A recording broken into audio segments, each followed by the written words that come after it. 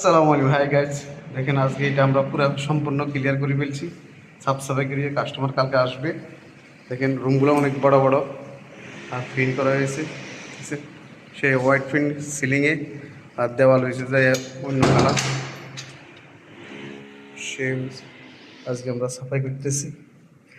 দেখেন আমরা সাফাই ম্যান